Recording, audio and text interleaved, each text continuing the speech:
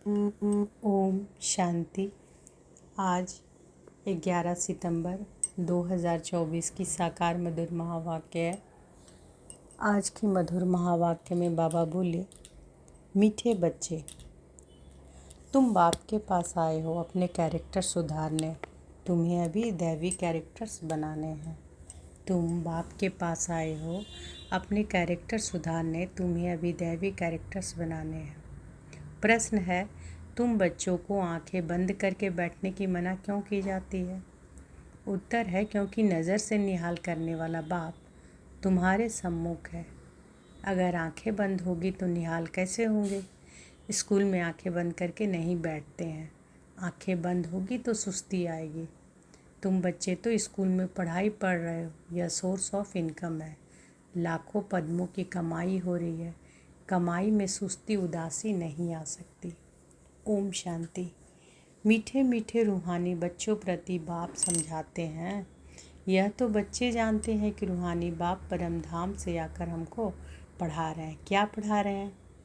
बाप के साथ आत्मा का योग लगाना सिखलाते हैं, जिसको याद की यात्रा कहा जाता है। यह भी बताया है कि बाप को याद करते करते मीठे रूहानी बच्चे तुम पवित्र बन अपने पवित्र शांति धाम में पहुंच जाएंगे। कितनी सहज समझानी है। अपने को आत्मा समझो और अपने प्रीतम बेहद के बाप को याद करो तो तुम्हारे जन्म जन्मांतर के पाप जो हैं वह भस्म होते जाएंगे। इसको ही योग अग्नि कहा जाता है। तो योग अग्नि किसको कहा जाता है? अपने को आत्मा समझ अपने प्रीतम बेहद के बाप को याद करो तो तुम्हारे जन्म जन्मांतर के पाप जो है वो भस्म हो जाएंगे। इसको ही योग अग्नि कहा जाता है। यह भारत का प्राचीन राजयोग है, जो बाप ही हर 5000 वर्ष के बाद आकर सिखलाते हैं। बेहद का बाप ही भारत में इस साधारण तन में आकर तुम बच्चों को समझाते हैं। इस याद से ही तुम्हारे जन्म जन्मांतर के पाप कट जाएंगे, क्योंकि बाप पतित पावन है और सर्वशक्तिमान है। तुम्हारी आत्मा की बैटरी अभी तमो प्रधान बन गई है। जो सतो प्रधान थी, अब उनको फिर से सतो प्रधान कैसे बनाए? जो तुम सतो प्रधान दुनिया में जा सको, वह शांति धाम घर में जा सको। बच्चों को यह बहुत अच्छी रीति याद रखना है। बाप बच्चों को यह डोज देते हैं। यह याद की यात्रा उठते बैठते चलते फिरते तुम कर सकते हो।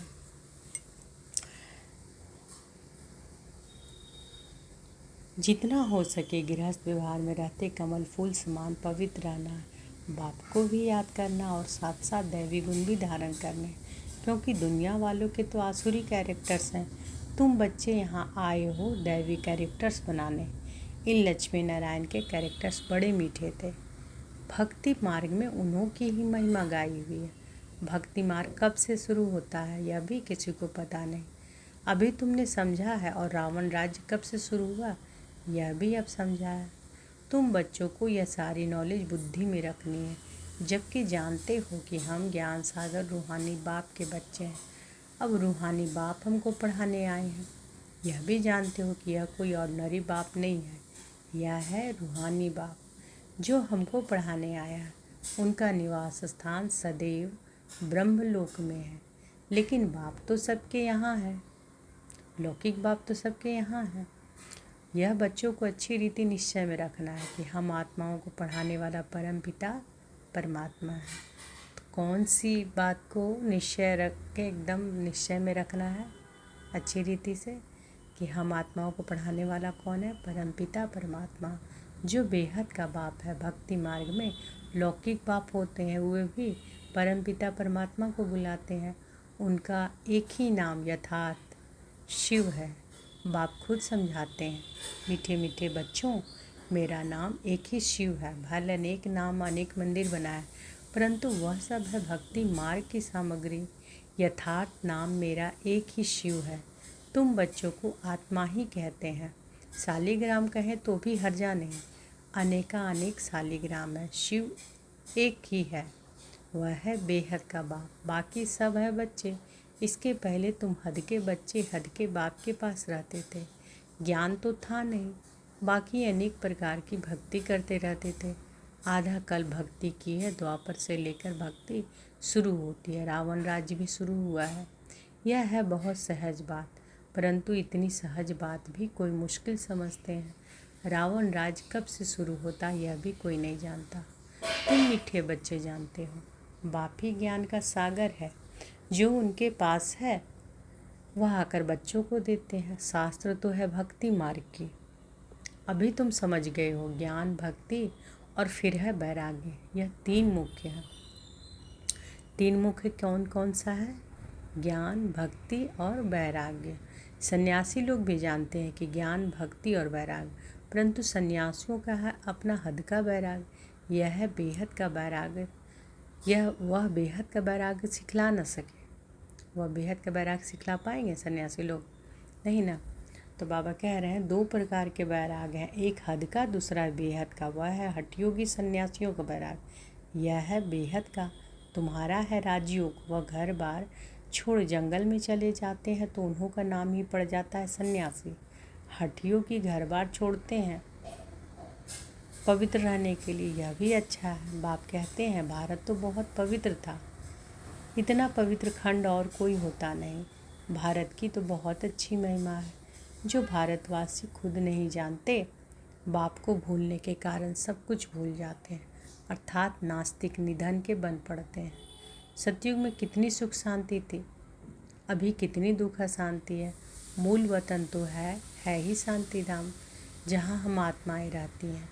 आत्माएं अपने घर से यहाँ आती है बेहद का पाठ बजाने। आत्माएं अपने घर से यहाँ आती है बेहद का पाठ बजाने। अभी यह है पुरुषोत्तम संगम युग, जबकि बेहद का बाप आते हैं नई दुनिया में ले चलने के लिए। बाप आकर उत्तम ते उत्तम बनाते हैं, उच्च ते उच्च भगवान कहा जाता है, परंतु वह कौन है, किसको कहा जाता है, यह कुछ भी समझते नहीं। एक बड़ा लिंग रख दिया है, समझते हैं यह निराकार परमात्मा है। हम आत्माओं का वह बाप है, यह भी नहीं समझते, सिर्फ पूजा करते हैं। हमेशा शिव बाबा कहते हैं, रुद्र बाबा व कबूलनाथ बाबा नहीं कहेंगे। तुम लिखते भी हो शिव बाबा याद है, वर्षा याद है। यह स्लोगन्स घर घर में लगाने चाहिए। बस शिव बाबा को याद करो तो पाप भस्म होंगे, क्योंकि पतित पावन एक ही बाप है। यह पतित दुनिया में तो एक ही पावन हो न सके, पावन दुनिया में फिर एक ही पतित नहीं हो सकता। शास्त्रों में तो सब जगह पतित लिख देते हैं। त्रेता में भी कहते रावण था, सीता चुराई गई। श्री कृष्ण के साथ कंस, जरासंधि, हिरण्यकश्यप आदि दिखाए हैं। श्री कृष्ण पर कलंक लगा दिए हैं। अब सतयुग में यह सब हो नहीं सकते। कितने झूठे कलंक लगाए हैं, बाप पर भी कलंक लगाए तो देवताओं पर भी कलंक लगाए, सबकी गिलानी करते रहते हैं। तो अब बाप कहते हैं कि अब याद की यात्रा है, आत्मा को पवित्र बनाने की। पावन बन फिर पावन दुनिया में जाना है। बाप 84 का चक्र भी समझाते हैं। अभी तुम्हारा यह अंतिम जन्म है, फिर घर जाना है। घर में शरीर तो नहीं जाएगा। सब आत्माएं जानिए, इसलिए मीठे मीठे रूहानी बच्चों, अपने को आत्मा समझ कर बैठो, देह नहीं समझो। और सत्संगों में तो तुम देह अभिमानी हो बैठते हो। यहाँ बाप कहते हैं देही अभिमानी होकर बैठो। जैसे मेरे में यह संस्कार है, मैं ज्ञान का सागर हूँ, तुम बच्चों को भी ऐसा बनना है। बेहद के बाप और हद के बाप का कंट्रास्ट भी बतलाते हैं। बेहद का बाप बैठ तुमको सारा ज्ञान समझाते हैं, आगे नहीं जानते थे। अभी सृष्टि का चक्र कैसे फिरता है उनका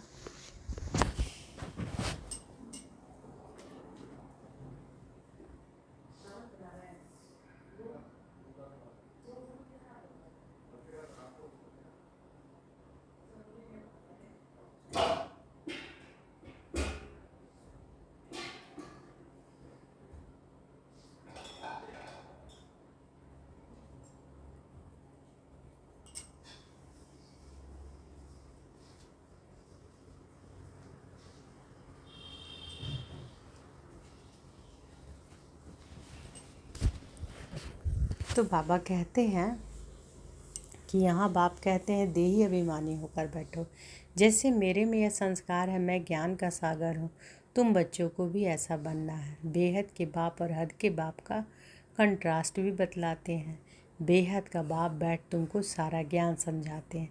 आगे नहीं जानते थे अभी सृष्टि का चक्र कैसे फिरता है, उनका आदि मध्य अंत और चक्र की आयु कितनी है सब बतलाते हैं। भक्ति मार्ग में तो कल्प की आयु लाखों वर्ष सुनाकर घोर अंधियारे में डाल दिया है। नीचे ही उतरते आए हैं। कहते भी हैं ना कि जितना हम भक्ति करेंगे उतना बाप को नीचे खींचेंगे, बाप आकर हमको पावन बनाएंगे। बाप को खींचते हैं क्योंकि पतित है, बड़े दुखी बन जाते हैं। फिर कहते हैं हम बाप को बुलाते हैं। बाप भी देखते हैं बिल्कुल दुखी तमो प्रधान बन गया है। 5000 वर्ष पूरे हुए तब फिर आते हैं। यह पढ़ाई कोई इस पुरानी दुनिया के लिए नहीं है, तुम्हारी आत्मा धारण कर साथ ले जाएगी। जैसे मैं ज्ञान का सागर हूँ, तुम भी ज्ञान की नदियाँ। यह नॉलेज कोई इस दुनिया के लिए नहीं है। यह तो छीछी दुनिया, छीछी शरीर है, इनको तो छोड़ना है। शरीर तो यहाँ पवित्र हो नहीं सकता। मैं आत्माओं का बाप हूँ, आत्माओं को ही पवित्र बनाने आया हूँ। इन बातों को मनुष्य तो कुछ भी समझ नहीं सकते, बिल्कुल ही पत्थर बुद्धि पतित है। इसलिए गाते हैं पतित पावन आत्मा ही पतित बनी है, आत्मा ही सब कुछ करती है। भक्ति भी आत्मा करती है, शरीर भी आत्मा लेती है। अब बाप कहते हैं मैं तुम आत्माओं को ले जाने आया। मैं बेहद का बाप हूँ, तुम आत्माओं के बुलाए पर आया हूँ। तुमने कितना पुकारा, अभी तक भी बुलाते रहते हैं कि हे पतित पावन, ओ गॉडफादर, आकर इस पुरानी दुनिया दुखों से, डेविल से लिबरेट करो। तो हम सब घर में चले जावें, और तो कोई को पता ही नहीं कि हमारा घर कहाँ है, घर में कैसे कब जाएंगे। मुक्ति में जाने के लिए कितना माथा मारते हैं, कितने गुरु करते हैं, जन्म जन्मांतर माथा मारते चले आए हैं। वे गुरु लोग जीवन मुक्ति के सुख को तो जानते ही नहीं, वे चाहते हैं मुक्ति। कहते भी हैं कि विश्व में शांति कैसे हो। सन्यासी भी मुक्ति को ही जानते हैं, जीवन मुक्ति को तो जानते ही नहीं। परंतु मुक्ति जीवन मुक्ति दोनों वर्षा बाप ही देते हैं। तुम जब जीवन मुक्ति में रहते हो तो बाकी सब मुक्ति में चले जाते हैं। अभी तुम बच्चे नॉलेज ले रहे हो यह बनने के लिए। जीवन मुक्ति यानी सुख धाम में जब रहते हैं, स्वर्ग में रहते हैं, तब तो उस वक्त सब लोग कहाँ चले जाते हैं, मुक्ति में। तो बाबा कहते हैं कि तुम जब जीवन मुक्ति में रहते हो तो बाकी सब मुक्ति में चले जाते हैं। अभी तुम बच्चे नॉलेज ले रहे हो यह बनने के लिए। तुमने ही सबसे जास्ती सुख देखा है, फिर सबसे जास्ती दुख भी तुमने देखा है। आदि सनातन देवी देवता धर्म वाले तुम ही फिर धर्म भ्रष्ट, कर्म भ्रष्ट हो गए हो। तुम पवित्र प्रवृत्ति मार्ग वाले थे, यह लक्ष्मी नारायण पवित्र प्रवृत्ति मार्ग के हैं। घर बार छोड़ना यह सन्यासियों का धर्म है। सन्यासी भी पहले अच्छे थे, तुम भी पहले बहुत अच्छे थे, अभी तमो प्रधान बने हो। बाप कहते हैं यह ड्रामा का खेल है। बाप समझाते हैं यह पढ़ाई है ही नई दुनिया की। पतित शरीर पतित दुनिया में ड्रामा अनुसार हमको फिर 5000 वर्ष के बाद आना पड़ता है। न कल्प लाखों वर्ष का है, न मैं सर्वव्यापी हूँ। तो बाबा क्या बता रहे हैं कि न कल्प ही लाखों वर्ष का, ना बाबा ही बाबा क्या सर्वव्यापी हैं क्या, नहीं ना। न मैं सर्वव्यापी हूँ, यह तो तुम मेरी ग्लानि करते आए हो। मैं फिर भी तुम पर कितना उपकार करता हूँ। जितनी शिव बाबा की ग्लानि की है उतना और कोई की नहीं की है। जो बाप तुमको विश्व का मालिक बनाते हैं उनके लिए तुम कहते रहते हो सर्वव्यापी है। जब ग्लानि की भी हद हो जाती है तब फिर मैं आकर उपकार करता हूँ। यह है पुरुषोत्तम संगम युग, कल्याणकारी युग, जबकि तुमको पवित्र बनाने आता हूँ। कितनी सहज युक्ति पावन बनाने की बतलाते हैं। तुमने भक्ति मार्ग में बहुत धक्के खाए हैं, तालाब में भी स्नान करने जाते हैं, समझते हैं कि इससे पावन बन जाएंगे। अब कहाँ वह पानी और कहाँ पतित पावन बाप। वह सब है भक्ति मार्ग, यह है ज्ञान मार्ग। मनुष्य कितने घोर अंधियारे में है, कुंभकर्ण की नींद में सोए हुए हैं। यह तो जानते हो कि गाया भी जाता है विनाश काले विपरीत बुद्धि विनश्यंती। अभी तुम्हारी नंबरवार पुरुषार्थ अनुसार प्रीत बुद्धि है, पूरी नहीं है, क्योंकि माया घड़ी घड़ी भुला देती है। यह है 5 विकारों की लड़ाई। 5 विकारों को रावण कहा जाता है। रावण पर गधे का शीश दिखाते हैं।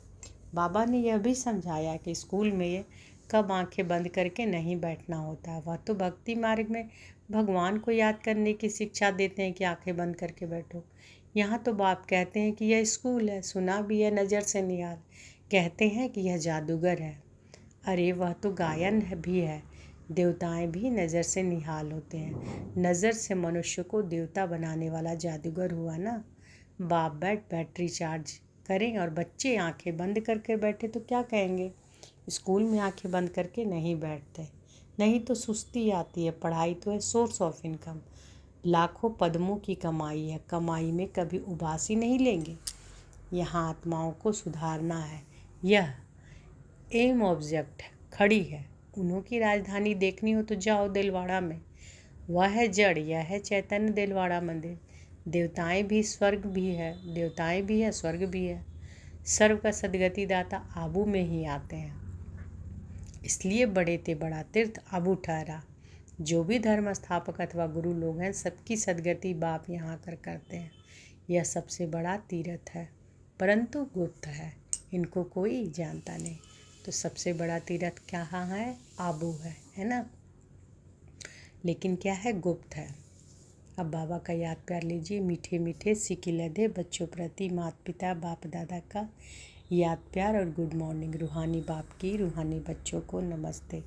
हम सब रूहानी बच्चों की रूहानी माता पिता बाप दादा को याद प्यार, गुड मॉर्निंग और नमस्ते नमस्ते नमस्ते। शुक्रिया बाबा, शुक्रिया। धारणा के लिए मुख्य सार पहला, जो संस्कार बाप में है वही संस्कार धारण करने हैं। बाप समान ज्ञान का सागर बनना है। देही अभिमानी होकर रहने का अभ्यास करना है। दूसरा, आत्मा रूपी बैटरी को सत्व प्रधान बनाने के लिए चलते फिरते याद की यात्रा में रहना है। दैवी कैरेक्टर्स धारण करने, बहुत बहुत मीठा बनना है। आत्मा रूपी बैटरी को सत्व प्रधान बनाने के लिए चलते फिरते याद की यात्रा में रहना है। दैवी कैरेक्टर्स धारण करने, बहुत बहुत मीठा बनना है। कल के महावाक्य में बोले थे ना बाबा, जो बाबा को जितना याद करते वो उतना ही मीठा बनते हैं, है ना। बाबा वरदान दिए हैं तो अनुभव करें कि बाबा का वरद हस्त मेरे सिर पर है और बाबा ने वरदान दिया। त्रिकालदर्शी बन दिव्य बुद्धि के वरदान को कार्य में लगाने वाले सफलता संपन्न भव। त्रिकालदर्शी बन दिव्य बुद्धि के वरदान को कार्य में लगाने वाले सफलता संपन्न भव। बाप दादा ने हर बच्चे को दिव्य बुद्धि का वरदान दिया है। दिव्य बुद्धि द्वारा ही बाप को, अपने आप को और तीनों कालों को स्पष्ट जान सकते हो, सर्व शक्तियों को धारण कर सकते हो। दिव्य बुद्धि वाली आत्मा कोई भी संकल्प व कर्म व वाणी में लाने के पहले हर बोल व कर्म के तीनों काल जानकर प्रैक्टिकल में आती है। उसके आगे पास्ट और फ्यूचर भी इतना स्पष्ट होता है जितना प्रेजेंट स्पष्ट है। ऐसी दिव्य बुद्धि वाली त्रिकालदर्शी होने के कारण सदा सफलता संपन्न बन जाते हैं। स्लोगन है, संपूर्ण पवित्रता को धारण करने वाले ही परमानंद का अनुभव कर सकते हैं। संपूर्ण पवित्रता को धारण करने वाले ही परमानंद का अनुभव कर सकते हैं। तो आज की मधुर महावाक्य में बाबा क्या बोले? बाबा बोले कि तुम बाप के पास आए हो अपने कैरेक्टर सुधारने, तो तुम्हें अभी दैवी कैरेक्टर्स बनाने हैं। अच्छा, शुक्रिया बाबा, शुक्रिया। ओम शांति।